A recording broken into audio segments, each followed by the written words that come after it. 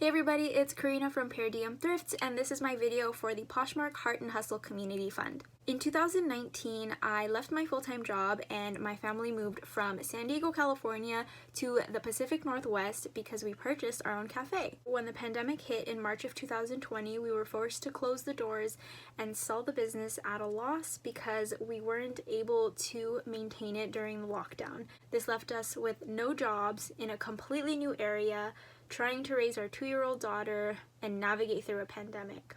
I don't know what we would have done if I didn't have Poshmark to fall back on, not only on the business side of it, but also the Poshmark community.